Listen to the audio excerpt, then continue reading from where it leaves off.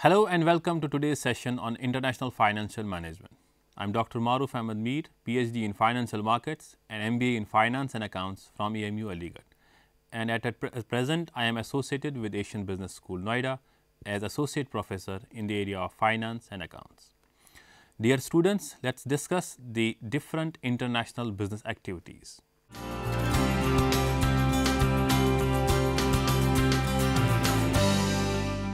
The volume of international business had exploded in recent years. Globalization is the new buzzword in industry circle today and is making economies to be more open and adaptable to foreign investments.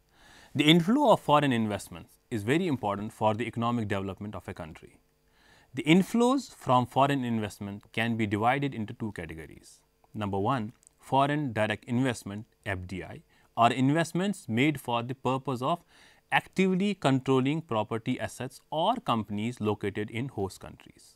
And number two, foreign portfolio investments or purchases of foreign financial assets for the purpose of other than control. FDI is one of the most important sources of capital market and links the host economy with the global market and fosters economic growth. The potential of FDI is determined by 7 factors: access to resources, low production cost, access to export markets, cultural geographical proximity, competitor presence and a host of government incentives. The economic benefit of FDI are many from the global perspective. FDI is an important means of promoting and encouraging capital to flow where it is most valuable. FDI facilitates the production of goods and services in locations that have a comparative advantage for such production. FDI is also imperative to economic development of a country. It generates increased employment opportunities and also enhances labor productivity, which in turn leads to higher wage rates, lower inflation rates and an improved overall productivity. In fact, attracting foreign capital is one way a national government can improve the living standards of its people. In addition, FDI also brings with its new technology and management techniques that pave the way for the judiciary utilization of the resources and improve the efficiency of the national economy. It also helps in raising the level of competition in the national economy to the benefit of consumers, providing new or improved quality products at a lower price, thereby increasing productivity. In recognition of the important role of foreign direct investment in the accelerated economic growth of the country, Government of India initiated a slew of economic and financial reforms in 1991. India has now ushered in the second generation reforms aimed at further and faster integration of Indian economy with the global economy. As a result of the various policy initiatives taken, India has been rapidly changing from a restrictive regime to a liberal one. And FDI is encouraged in almost all the economic activities under the automatic route. Foreign direct investment in India is permitted under the following forms of investment through financial collaborations, number 2, joint venture and technical collaborations, number 3, capital market via euro issue, number 4, private placements or preferential allotments. FDI is not permitted in the following industry sectors. Number 1, arms and ammunition. Number 2, atomic energy. Number 3, railway transport. Number 4, coal and lignite, mining of iron, manganese, chrome, gypsum, sulfur, gold, diamond, copper, zinc.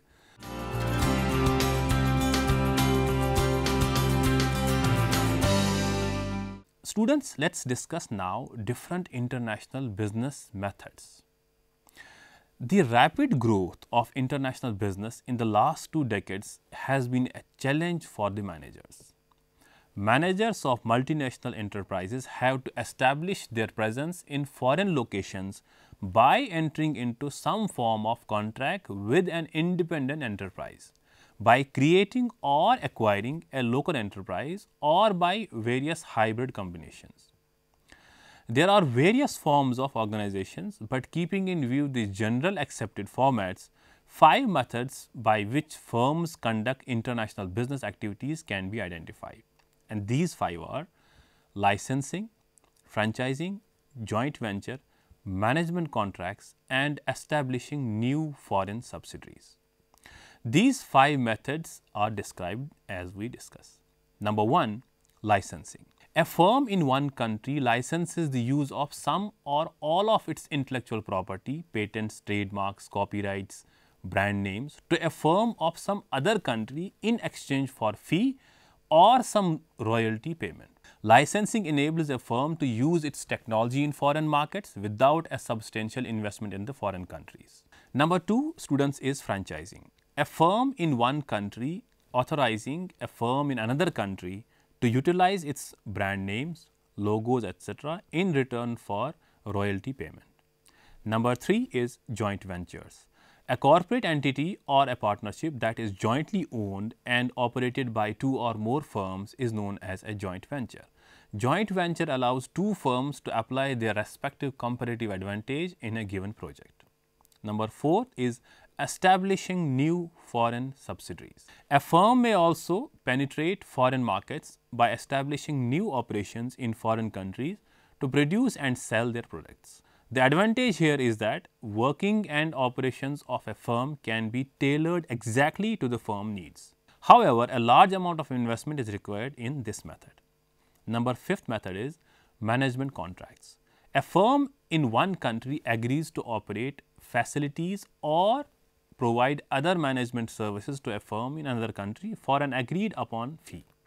The above mentioned methods, which help multinational enterprises establish their presence in foreign locations, must attempt to answer 2 basic questions. Number 1, will the expected benefit to be derived from any of these arrangements exceed its costs? Number 2, if yes, which arrangement provide the largest net benefit?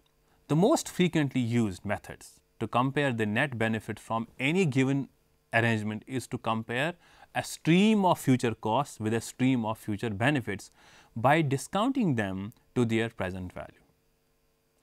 The adjustment associated with the risk and the uncertainty of the project should also be taken into account here.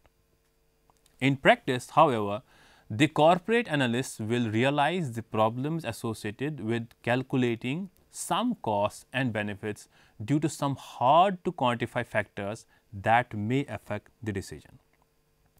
The relative merits of the different arrangements depend on answer to 2 important questions. 1, what is the size of the difference when one arrangement outweighs another in some element of cost or benefit?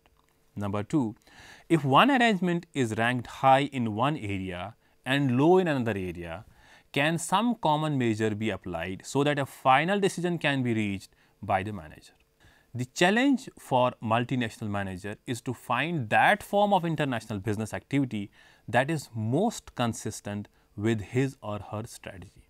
For example, licensing arrangements generally involve less political risk than ownership arrangements. Also, the stability associated with expected income flow is generally higher for licensing arrangements as they are fixed in amount or are a function of production volumes.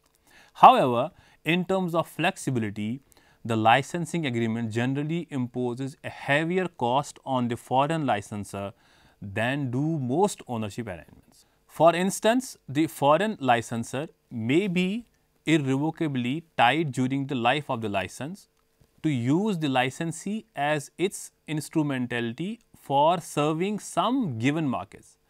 In some cases of licensing, there is often a risk that the licensee will breach some of the provisions of the agreement, such as provision that impose geographical limitation on the sales that require quality control or that require the licensee to purchase intermediate products from the licensor. Firms having long overseas experience are generally found to prefer wholly owned subsidiaries than joint venture and any kind of subsidiary over a license.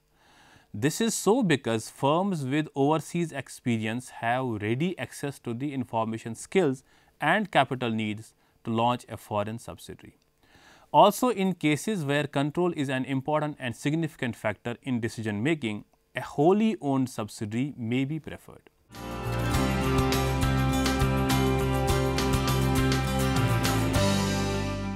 Students, let's discuss the field of international business. Several developments have encouraged globalization of the world trade through international business. Global integration of goods and services improves the overall efficiency of resources and also tends to increase competition, forcing firms to be more efficient. Another significant reason for globalization of business is the increasing standardization of products and the services across countries. This helps firms to sell their products across countries. To pursue any of the international objectives, a company must establish international operations that may be different from those used domestically. Another important aspect to be taken into account is the environment in which the firm has to operate. The environmental conditions also affect the means of carrying out business functions such as finance, marketing, production, etc.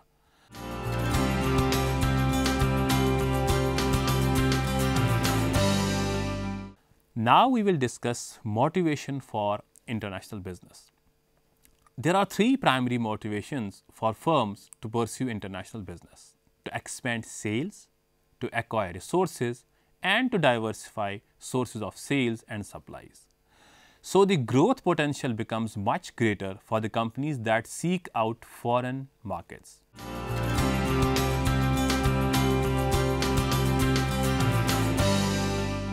Students, now let's discuss the evolution of international monetary system. The international monetary system as we have today has evolved over the course of centuries and defines the overall financial environment in which multinational corporations operate. The international monetary system consists of elements such as laws, rules, agreements, institutions, mechanisms, and procedures which affect foreign exchange rates, balance of payment adjustments, international trade, and capital flows.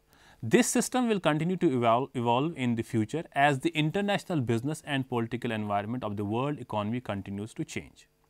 The international monetary system plays a crucial role in the financial management of a multinational business and economic and financial policies of each country. Evolution of international monetary system can be analyzed in 4 stages. Number 1 is the gold standard from 1876 to 1913. Second is the interwar years 1914 to 1944. Third is Bretton Woods system 1945 to 1972. The fourth one is flexible exchange rate regime since 1973.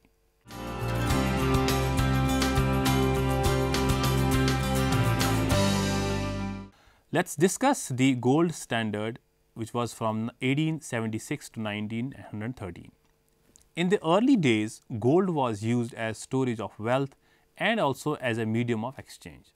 The gold standard as an international monetary system gained acceptance in Western Europe in 1870s and existed as a historical reality during the period 1875 and 1914.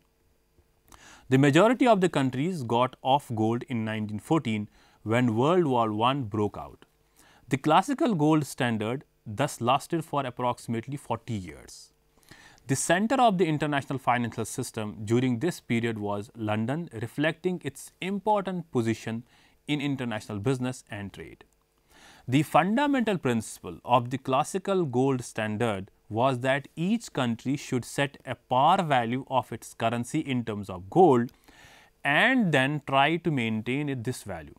Thus, each country had to establish the rate at which its currency could be converted to the weight of gold. Also, under the gold standard, the exchange rate between any two currencies was determined by their gold content. Thus, the three important features of the gold standard were: first, the government of each country defines its national monetary unit in terms of gold. Second, free import of export of gold, and third, two-way convertibility between gold and national currencies at a stable ratio. The above three conditions were met during the period 1875 to 1914. The United States, for example, declared the dollar to be converted to gold at a rate of $20.67 per ounce of gold. The British pound was pegged at pound 4.2474 per ounce of gold. Thus, the dollar pound exchange rate would be determined as follows: $20.67 ounce of gold will be divided by pound 4.2474 per ounce of gold. So, which will give us $4.86656 per pound. Each country's government then agreed to buy or sell gold at its own fixed parity rate on demand. This helped to preserve the value of each individual currency in terms of gold and hence the fixed parities between currencies. Under this system, it was extremely important for a country to back its currency value by maintaining adequate reserves of gold. Consider, by way of example, the US dollar in relation to the British pound and assume that the par value of the pound as defined by the dollar when the gold standard was in effect was $4.86. So, if the cost of moving gold between two countries was 2 cents per British pound, the fluctuation limit would be 2 cents either above or below that par value. This is when the value of the pound sterling could move either up to $4.88 or down to $4.84. The upper limit was known as the gold export point. The pound could not rise above the gold export point because the rate would then be greater than the actual cost of shipping gold. If the value of gold export point was greater, the US importer would find it more economical simply to buy gold with dollars and ship the gold as a payment to the British creditor instead of paying a higher price unnecessarily to buy pounds. It would be reasonable for the US importer to pay $4.88 for each British pound, but no higher than that. By the same token, the pound could not fall below $4.84, the lower limit known as the gold import point. So, if the pound fell below $4.84, a British importer would be better off converting pound into gold for payment. The cost of shipping gold would be less than the high cost of buying dollars for payments. In doing so, the importer would export gold and the United States would gain more gold for its reserves. In actual practice, governments always stood ready to buy and sell gold to make certain that the exchange rate would not move outside the established limits.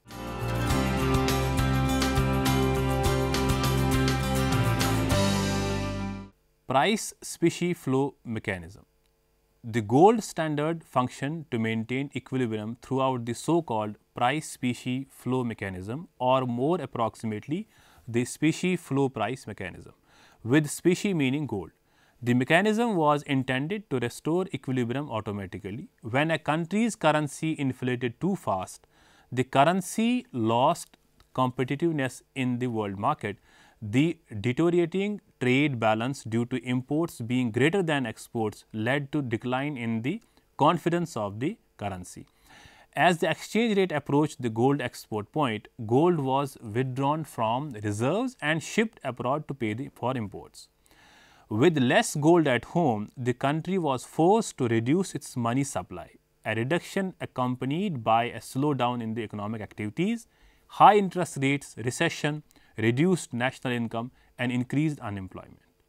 The price specie flow mechanism also restored order in case of trade surplus by working on the opposite manner. As the country's exports exceeded its imports, the demand for its currency pushed the value towards the gold import point. By gaining gold, the country increased its gold reserves, enabling the country to expand its money supply.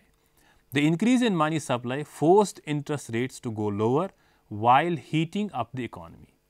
More employment, increased income, and subsequently increased inflation followed. Inflation increased consumers' real income by overvaluing the currency, making it easier to pay for imports. It should be remembered that the inflated country within the exchange rate held constant is an advantageous place to sell products and a poor place to buy. With inflation, price of domestic products would rise and become too expensive for the overseas buyers. At the same time, the foreign products would become more competitive and the balance of payment would become worse. Next would come a loss of gold and the need to deflate, and the cycle would be repeated.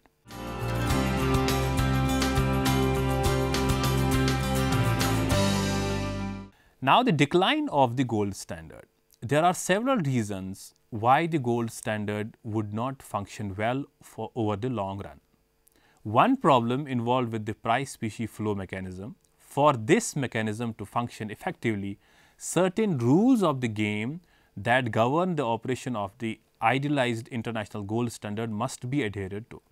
One rule is that the currency must be valued in terms of gold. Another rule is that the flow of the gold between the country cannot be restricted.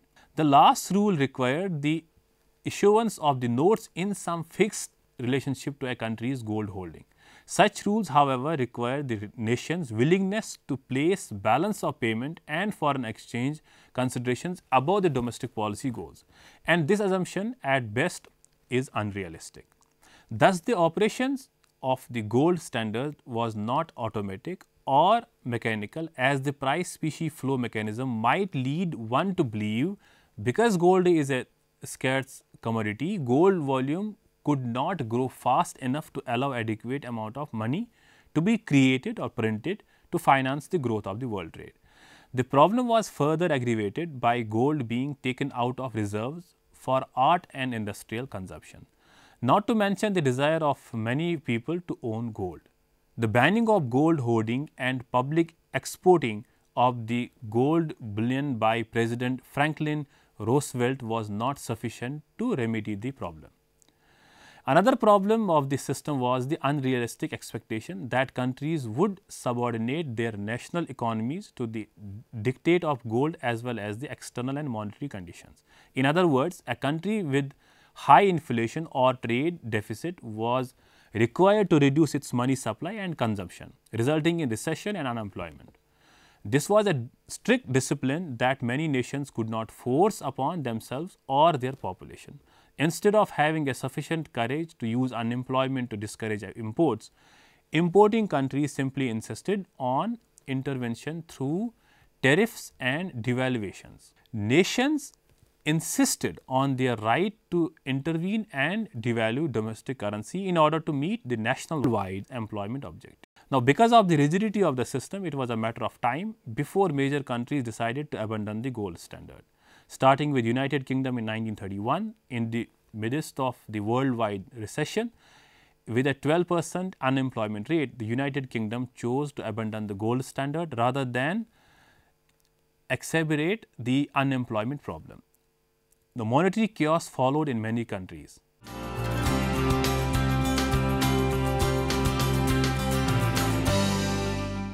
The interwar years 1914-1944.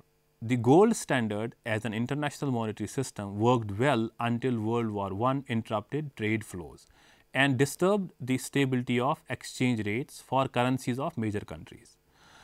There was widespread fluctuation in currencies in terms of gold during World War I and in the early 1920s. The role of Great Britain as the world's major creditor nation also came to an end after World War I. The United States began to assume the role of the leading creditor nation. As countries began to recover from the war and stabilize their economies, they made several attempts to return to the gold standard. The United States returned to gold in 1919 and the United Kingdom in 1925. Countries such as Switzerland, France and Scandinavian countries restored the gold standard by 1928. The key currencies involved in the attempt to restore the international gold standards was the pound sterling, which returned to gold in 1925 at the old mint parity exchange rate of $4.87 per pound. This was a great mistake since the United Kingdom had experienced considerably more inflation than the United States and because UK had liquidated most of its foreign investments in financing the war. The result was increased unemployment and economic stagnation in Britain. In 1934, United States returned to modified gold standard and the US dollar was devaluated from the previous $20.67 per ounce of gold to $35 per ounce of gold. The modified gold standard was known as Gold Exchange Standard. Under this standard, the US traded gold only with the foreign central banks, not with the private citizens. From 1934 till the end of the World War II, exchange rates were theoretically determined by each currency's value in terms of gold. World War II also resulted in many of the world's major currencies losing their convertibility.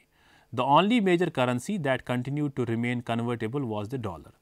Thus, the interwar period was characterized by half-hearted attempt and failure to restore the gold standard, economic and political instability, widely fluctuating exchange rates, bank failure and financial crisis.